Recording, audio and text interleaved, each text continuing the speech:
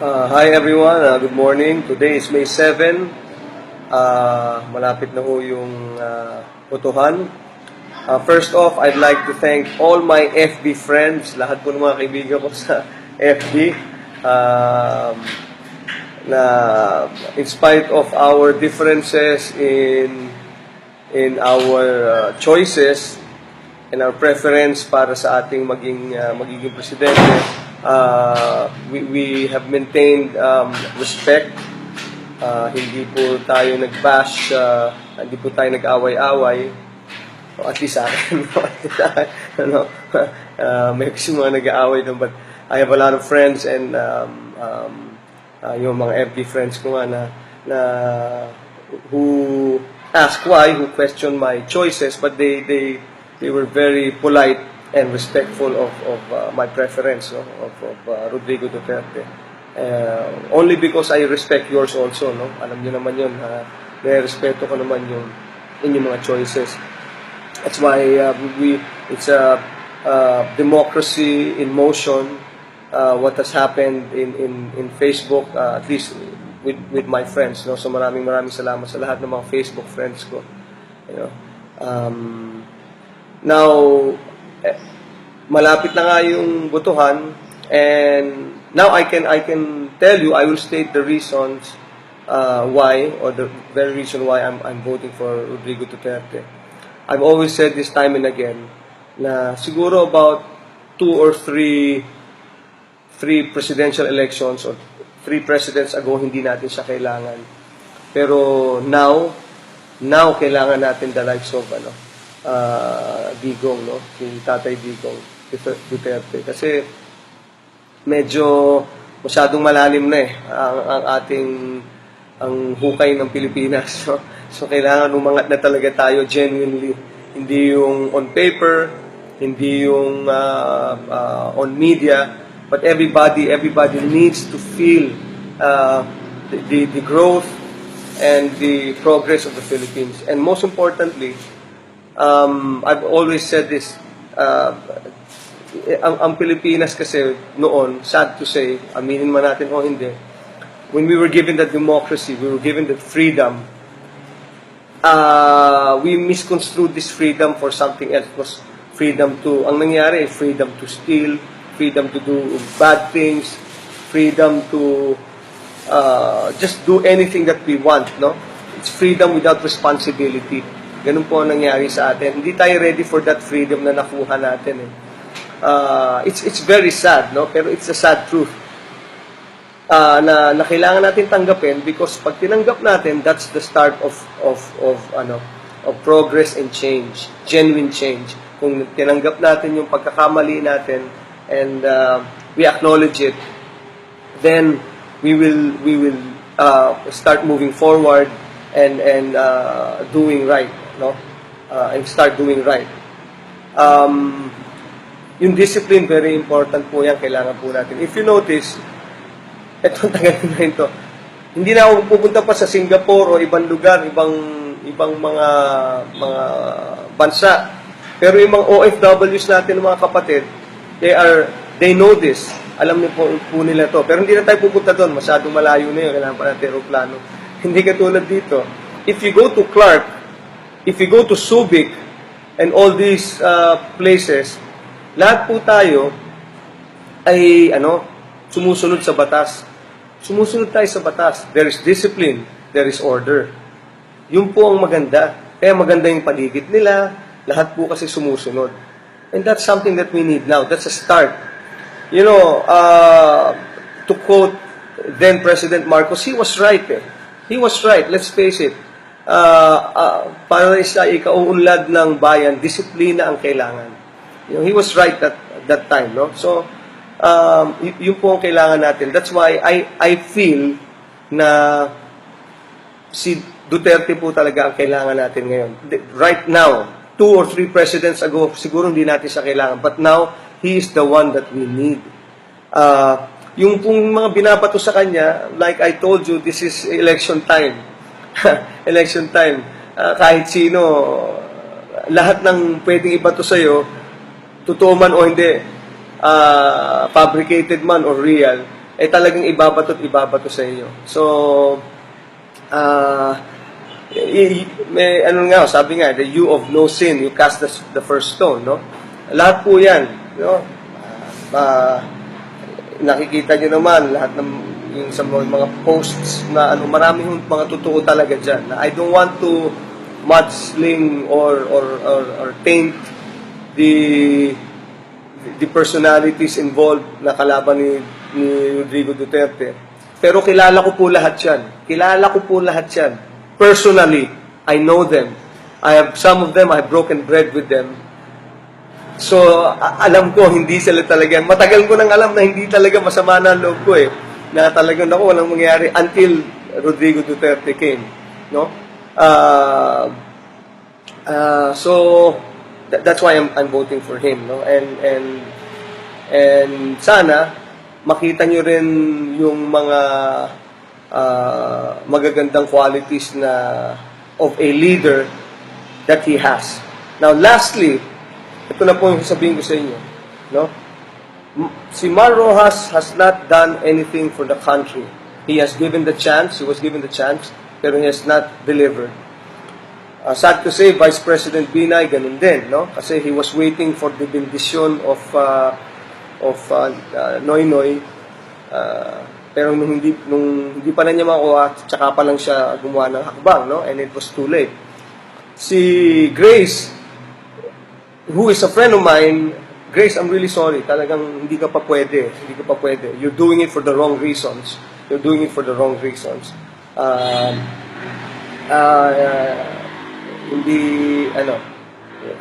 kulang pa.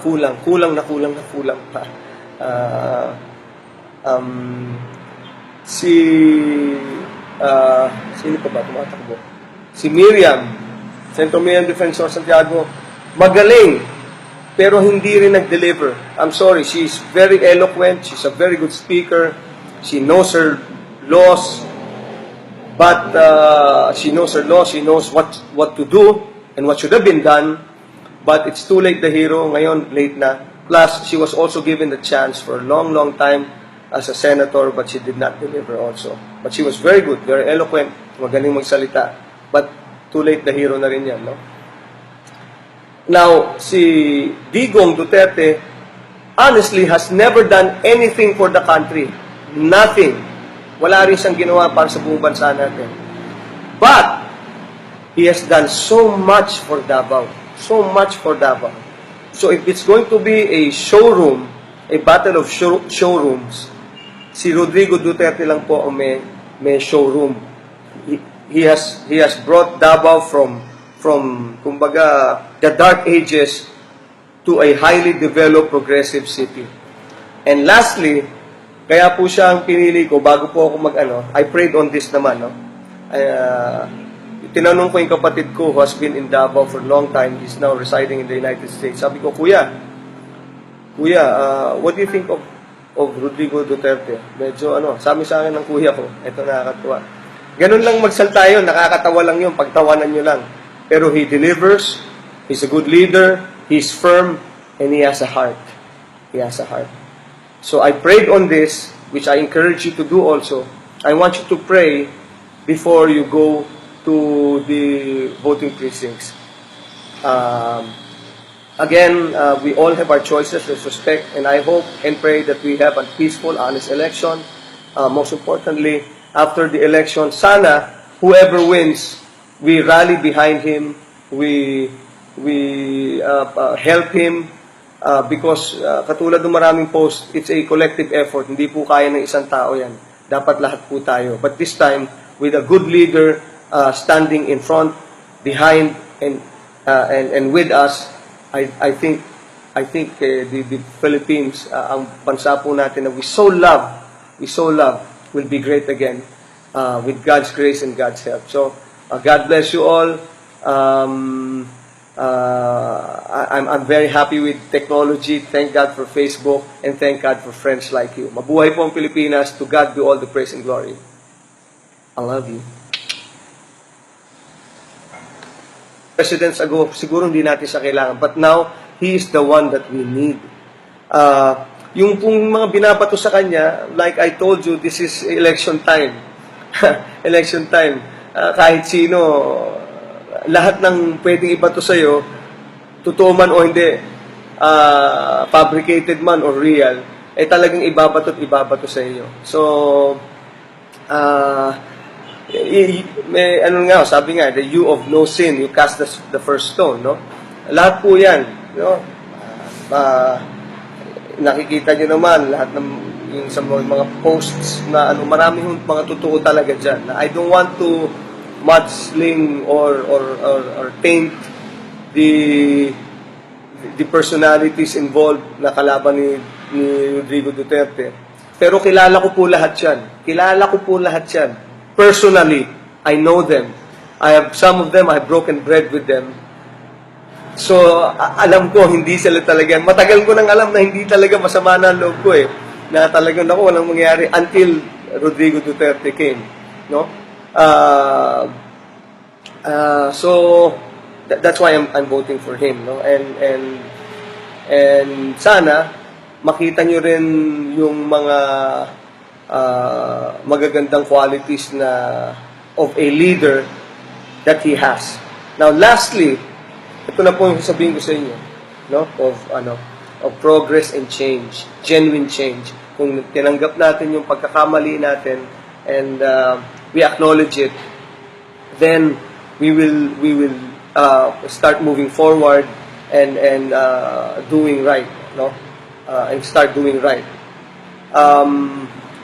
Yung discipline, very important po yan, kailangan po natin. If you notice, eto, tagal na ito, hindi na ako pupunta pa sa Singapore o ibang lugar, ibang mga bansa. Pero yung mga OFWs natin, mga kapatid, they know this. Alam niyo po nila to. Pero hindi na tayo pupunta doon, masyadong malayo na yun, kailangan pa natin aeroplano. Hindi katulad dito. If you go to Clark, if you go to Subic, and all these places, lahat po tayo ay sumusunod sa batas. Sumusunod tayo sa batas. There is discipline, there is order. Yun po ang maganda. Kaya maganda yung paligid nila, lahat po kasi sumusunod. And that's something that we need now. That's a start. You know, to quote then President Marcos, he was right eh. He was right, let's face it. Para sa ikauunlad ng bayan, disiplina ang kailangan. You know, he was right that time, no? So, yun po ang kailangan natin. That's why I feel na si Duterte po talaga ang kailangan natin ngayon. Right now, 2 or 3 hi everyone, good morning. Today is May 7. Malapit na ho yung botohan. First off, I'd like to thank all my FB friends, lahat po ng mga kaibigan ko sa FB. Na in spite of our differences in our choices and our preference para sa ating magiging presidente, we have maintained respect. Hindi po tayo nag-bash, hindi po tayo nag-away-away. O at least sa akin, may kasi mga nag-aaway doon, but I have a lot of friends and yung mga FB friends ko nga na who ask why, who question my choices, but they were very polite and respectful of my preference, no? of Rodrigo Duterte. Only because I respect yours also, no? Alam niyo naman yun, may respeto ko naman yung inyong mga choices. That's why it's a democracy in motion. What has happened in Facebook, at least with my friends, no? So maraming salamat sa lahat ng mga Facebook friends ko. You know, now malapit na nga yung botohan, and now I can tell you, I will state the reasons. Si Mar Rojas has not done anything for the country. He has given the chance, he was given the chance, pero he has not delivered. Sad to say, Vice President Binay, ganun din, no? Kasi he was waiting for the bendition of Noynoy. Pero nung hindi pa na niya makuha, tsaka pa lang siya gumawa ng hakbang, no? And it was too late. Si Grace, who is a friend of mine, Grace, I'm really sorry. Talagang hindi ka pa pwede. Hindi ka pa pwede. You're doing it for the wrong reasons. You're doing it for the wrong reasons. Um, hindi, kulang pa. Kulang pa. Uh, si, sino pa ba tumatakbo? Si Miriam, Centro Miriam Defensor Santiago, magaling. Pero hindi rin nag-deliver. I'm sorry, she's very eloquent, she's a very good speaker, she knows her laws, but she knows her laws, she knows what to do and what should have been done, but it's too late the hero, ngayon late na. Plus, she was also given the chance for a long time as a senator, but she did not deliver also. But she was very good, very eloquent, magaling magsalita, but too late the hero na rin yan, no? Now, si Digong Duterte honestly has never done anything for the country. Nothing. Why? Or the very reason why I'm voting for Rodrigo Duterte. I've always said this time and again na siguro about 2 or 3 presidential elections or 3 presidents ago hindi natin siya kailangan. Pero now kailangan natin the likes of Digong, no? Si Tatay Digong Duterte. Kasi medyo masyadong malalim na ang ating ang hukay ng Pilipinas. So kailangan umangat na talaga tayo genuinely. Hindi yung on paper, hindi yung on media, but everybody needs to feel the growth and the progress of the Philippines. And most importantly, I've always said this, ang Pilipinas kasi noon, sad to say, aminin man natin o hindi, when we were given the democracy, we were given the freedom, we misconstrued this freedom for something else. It was freedom to, ang nangyari, freedom to steal, freedom to do bad things, freedom to just do anything that we want, no? It's freedom without responsibility. Ganun po ang nangyari sa atin. Hindi tayo ready for that freedom na nakuha natin. It's very sad, no? Pero it's a sad truth. Na kailangan natin tanggapin because pag tinanggap natin, that's the start of